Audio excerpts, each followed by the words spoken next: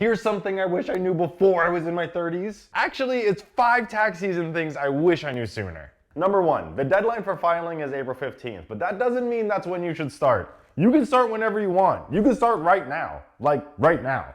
You can file early, gather all those documents, get all the questions in your head now, and just start the process. It'll make it so much easier, I promise. Number 2, find out your filing status. Are you married? Are you single? Are you married and filing separately? Are you married and filing jointly? Figure that out. Number 3, claim deductions like student loans, donations, even more. This was the best way that I found out too late to get a refund. Number 4, file electronically. This was something that I wish I knew in my 20s, and I was calling around everyone trying to set up appointments and find a time to walk in. I didn't have to. I could have just done it all at home.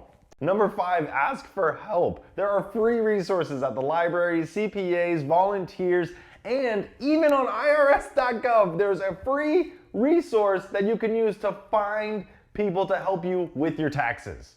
Just ask. So save this video for the tips. Let me know what I missed so I can let people know, and start the process before you go crazy, because you really don't have to.